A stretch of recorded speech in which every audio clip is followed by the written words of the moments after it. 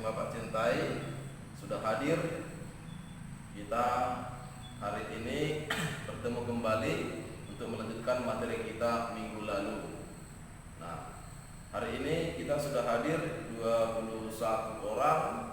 Tadi sudah Bapak coba undang beberapa yang lain yang belum bisa masuk, tapi tidak apa-apa, harapannya nanti bisa menyusul.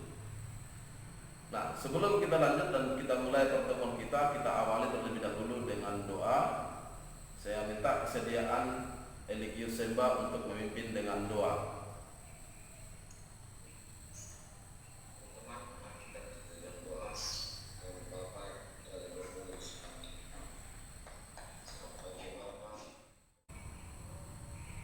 Oke, jadi seminaris yang terkasih, hari ini kita akan memasuki materi lanjutan dari minggu lalu tentang kegiatan produksi distribusi. Itu sudah selesai kita tuntaskan minggu lalu.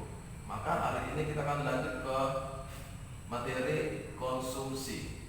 Nah, sebelum masuk kita ke materi, harapan saya kita semua sudah siap untuk belajar hari ini, mengkondisikan diri kita sebagai bentuk kedisiplinan kita untuk belajar. Maka secara fisik dan secara emosional pun kita bisa hadir dan siap untuk mengikuti rangkaian pembelajaran kita. Semoga semuanya tetap semangat dan jangan lupa bahwa hari ini kita akan selalu berbuat yang terbaik.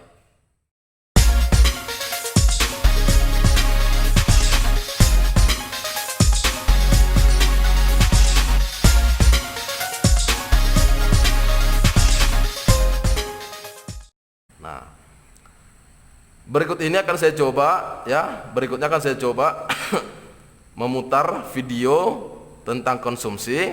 Silakan diperhatikan dan didengarkan ya. Oke, kawan-kawan? Oke, Pak.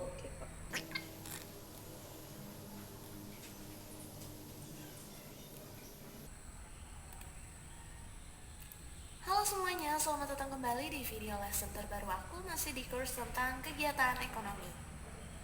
Oke, kita udah masuk ke lesson kita yang kedua, dan di lesson kedua ini aku akan bahas salah satu kegiatan ekonomi yang udah aku jelasin di lesson satu sebelumnya, yaitu kegiatan konsumsi.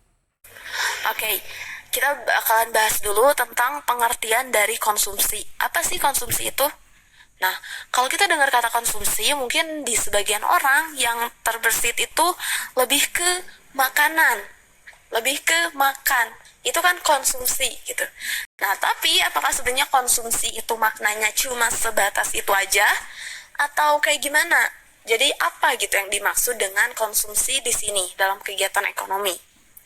Oke, jadi kegiatan konsumsi di sini diartikan sebagai kegiatan menghabiskan atau mengurangi nilai guna barang atau jasa untuk memenuhi kebutuhan.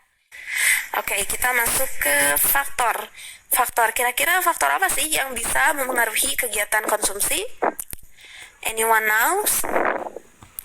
Oke, kita bisa bagi faktor dari kegiatan konsumsi ini ke dalam dua. Ada faktor internal dan ada faktor eksternal. Nah, selanjutnya ini ada pendekatan dari perilaku konsumen. Pendekatan perilaku konsumen ini ada dua, dibagi jadi dua. Ada nilai guna kardinal dan ada nilai guna ordinal. Nah, ini adalah materi yang penting. Oke, nah dari video tadi itu sekaligus materi kita tentang konsumsi tadi, mulai dari pengertian, jenis-jenis, ciri-ciri sampai faktor-faktor yang mempengaruhi konsumsi. Sekarang setiap orang bebas membuat pertanyaan dan pertanyaannya ditujukan kepada temannya yang sanggup untuk menjawab. Maka sekarang saya persilahkan, silakan tunjuk tangan, angkat tanganmu seperti biasa. Siapa yang mau bertanya, silakan sampaikan pertanyaannya dengan jelas, dan silakan nanti siapa yang bisa menjawab, silakan langsung bilang, saya Pak siap untuk menjawab pertanyaan saudara ini. Oke, silakan Paskalis sampaikan pertanyaannya. Nanti siapa yang menjawab dari kelompok siapa langsung silakan ya. Jadi setelah saya tonton video tadi kan ada yang bilang menghabiskan nilai guna suatu barang. Seperti yang kita ketahui, di dunia ini hampir habis Jadi apa kita mengkonsumsi air atau menggunakan air itu menghabiskan nilai guna air itu, Pak? Sementara air itu hampir tidak pernah habis di bumi ini, Pak. Oke, silakan Yanfan dari kelompok Yanfan, silakan. Saya ingin menjawab soal pertanyaan dari Mas Khalid. Menurut saya itu mengurangi nilai suatu barang. Walaupun tadi yang dibahas di videonya makanan menghabiskan nilai suatu barang. Oke, silakan Brian. Menurut saya, Pak, apakah konsumsi itu bisa memberikan kesejahteraan, Pak? Oke, jadi kawan-kawan dari pengalaman pertanyaan tadi, beberapa temanmu sudah bertanya, kemudian sudah dijawab, dan sudah saya coba bantu juga untuk menguatkan atas setiap pertanyaan yang ada. Nah, dan dari 3 video itu sebagai media kita hari ini tentang konsumsi, faktor-faktor yang mempengaruhi konsumsi, kemudian teori perilaku konsumsi, maka harapannya nanti kalian juga harus mampu memberikan bentuk penguasaan atas materi tersebut lewat evaluasi, lewat ujian. Oke, jadi kawan-kawan, inilah soalnya. Silakan boleh dibaca dulu sebelum nanti dipersiapkan, tidak apa-apa. Persisnya nanti akan kamu jawab setelah sesuai jadwal ujian online kita di Teams. Jadi nanti sudah saya bapak jadwalkan, itu mulai jam 1 siang ini sampai jam 4 sore nanti.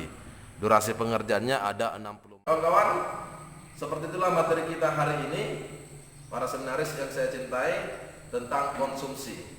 Sudah kita pelajari dari awal pengertian konsumsi, faktor-faktor yang mempengaruhi konsumsi, juga ada tujuan konsumsi, kemudian juga ada teori yang mempengaruhi perilaku konsumsi, yaitu ada 2, teori kardinal sama teori ordinal. Di teori kardinal juga tadi ada 2 teori hukum Gosen 1 sama hukum Gosen kedua.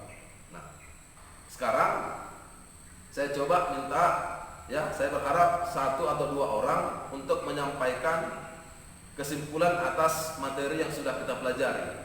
Silakan, apapun yang bisa kamu dapat dari materi kita ini, coba sampaikan suatu kesimpulan apa yang kamu peroleh. Silakan. Saya bisa, Pak. Oke, silakan Pak Skalis. Dari yang belajar tadi saya mendapat kesimpulan pengertian konsumsi yaitu menggunakan suatu barang, misalnya untuk menghabiskan suatu nilai guna barang. Kemudian tujuan konsumsi ada 4, yaitu mengurangi nilai guna barang, menghabiskan nilai guna barang, memuaskan atau bermanfaat untuk kebutuhan fisik, memuaskan atau kebutuhan rohani. Kemudian faktor-faktor yang mempengaruhi konsumsi. Oke, terima kasih kawan-kawan yang sudah setia sampai berakhirnya pertemuan kita hari ini. Untuk minggu depan, persiapkan seluruh materi kita, video dan filenya sudah ada di file kita semua tentang pelaku ekonomi, ya, RTK, RTP, RTN sama RTLN. Kemudian yang tidak bisa hadir dan kelompok masing-masing dari 6 kelompok itu tolong minggu depan diajak kembali supaya semua bisa aktif, supaya memperoleh materi yang sama, supaya kita juga berjalan bersama, jadi tidak ada yang ketinggalan. Kemudian sebelum kita tutup dengan doa pertemuan kita, jangan lupa tugasnya nanti dikerjakan dan juga evaluasi tesnya sebagai bentuk uji materi yang sudah kita pelajari. Persiapkan dengan baik dan jawablah dengan jawaban yang terbaik. Terima kasih. Silakan Eligius tutup pertemuan kita dengan doa.